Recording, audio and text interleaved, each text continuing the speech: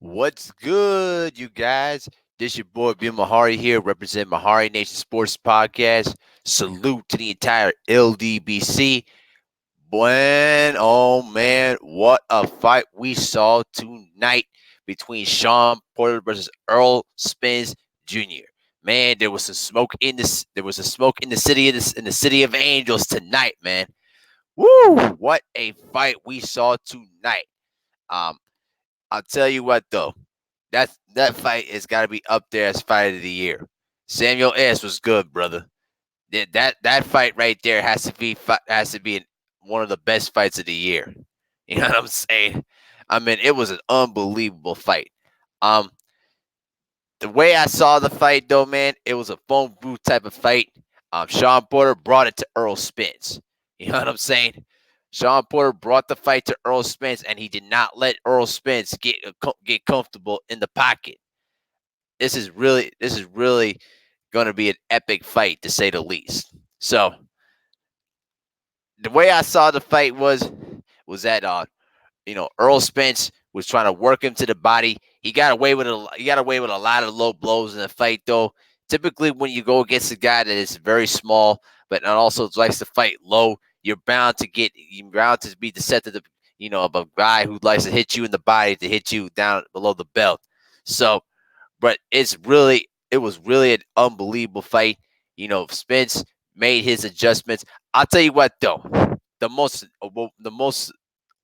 best highlight of the round was when it's the 11th round when Spence finally caught Sean Porter with that left hand as Sean Porter was ready to unleash his own left hand and got him straight to the canvas.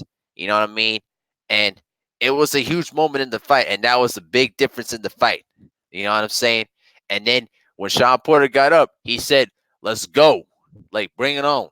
And I was like, "Oh man," you know what I'm saying? It was an unbelievable affair between two of the best fighters in the business. It was just an unbelievable fight. Now, when the fight was over, um, I knew it was going to be somewhat of a split decision victory, a split decision between the two fighters, but it was very, very close. One judge had it 115, 112 for Porter, while two other judges had it 116 to 111 for in favor of Spence, and Spence got the W.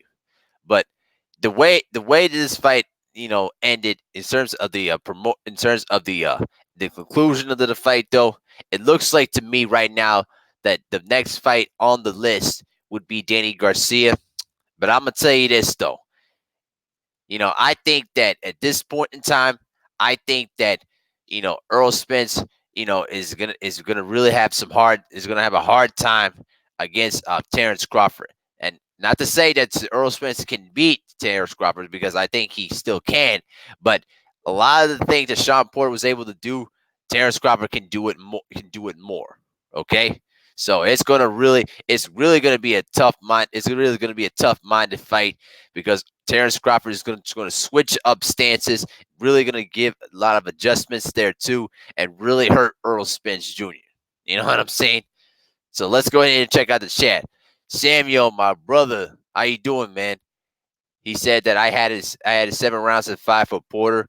Okay, no, it's okay for sure. You know what? I wouldn't argue with that at all. Hold on one second.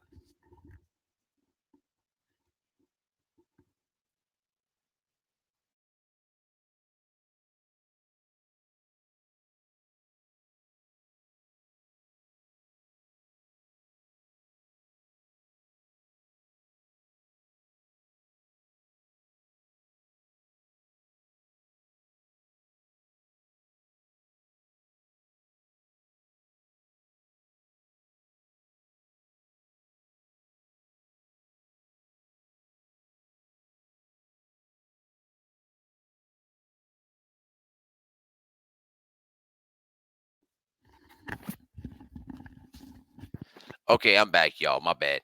I just had to check on something real quick. But to be honest with you, you know, I really saw the fight very close. I had it at least 116 to 112 in my opinion, but a lot of the rounds could go either way depending on how you score the rounds. Porter was throwing a lot of combinations, too, that were also landing on Spence. But Spence was also doing a good job of defense as well, using that high guard, blocking a lot of his shots. And so it was really a close fight, to say the least. It was a very close fight. You know, it could have gone either way with a lot of a lot of the swing rounds, depending on how the judges scored, though. But I think the reason why it was more of a little bit of a wider stance of the 116 to 112 is because they liked Spence's body attack, even though he threw a lot of low blows, which I felt that Jack Reese should have done a better job of warning Spence about those low blows. But that's what happens when your cup's that high. The reason that I thought that you know that the cut was too high was because they were trying to was because Porter was trying to make sure to protect that body too. But you know, referees a lot of times, will see when they see a high guard, will sometimes let a lot of the shots on the belt line, let it go some. But there were a lot of low blows in the fight there too. So you know, I felt that Jack Reese should have done a better job of just warning Spence about those low blows. And if he kept continuing them, maybe to duck the point or something like that. But that's here and there. But it doesn't take away the performance of both of these guys. I commend heavily to Sean Porter for putting up a great performance tonight. He did what he did a lot more than what I expected, and he really took the fight to Earl Spence Jr. and made him earn it. And so it was really a terrific performance by both these fighters. They deserve a lot of credit for what they did tonight. Just unbelievable. This is an unbelievable fight. But now, where we go from here?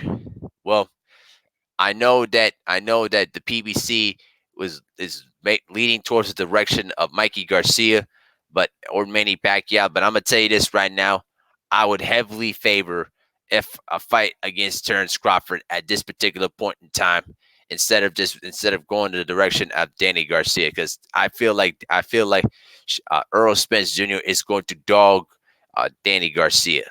Okay, I don't think that Danny Garcia is a good match. I don't think Earl Spence is a good matchup for Danny Garcia, in my opinion. You know what I'm saying? So, but but we'll see what happens from there. Um, if they decide to go for Manny Pacquiao, it's obviously going to be a money fight just for the purpose of trying to elevate Earl Spence.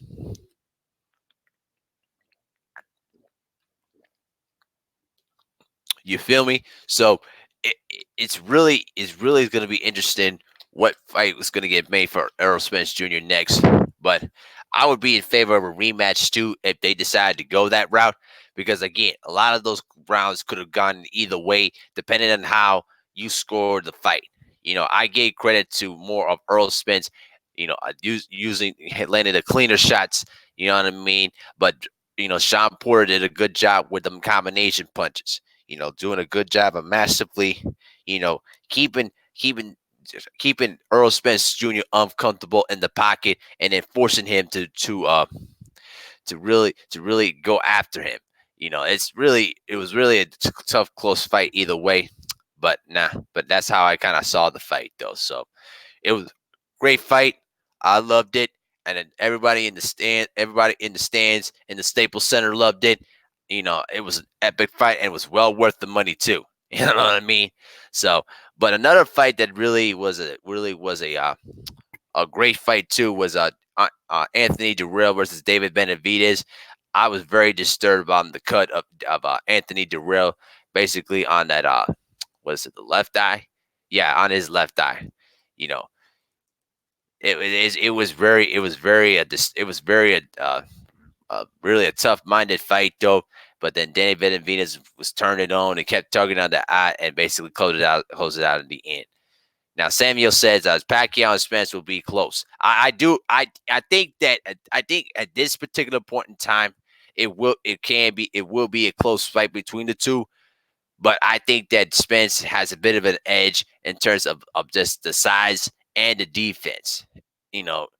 But Pacquiao can find a. But Pacquiao, can still bring a lot to the table in terms of the combination punching and also the ability to go in and out on his punches too.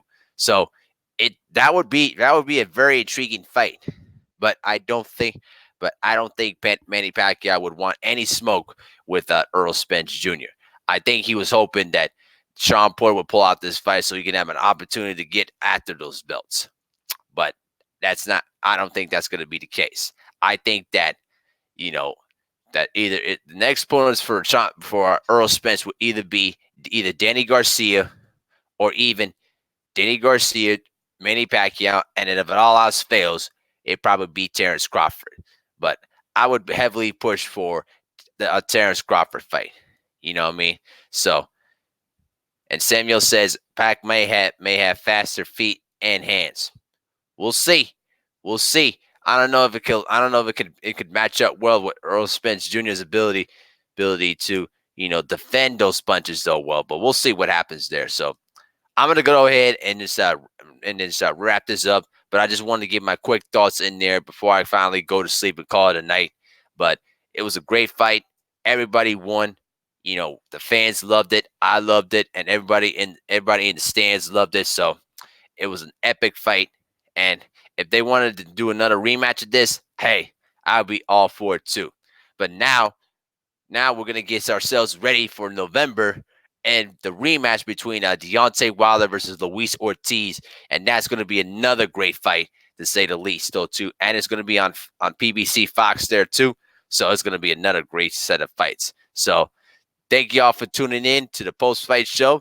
This is the Bill Mehari representing MehariNation Sports Podcast. Salute to the entire LDBC, and have a great night, everybody.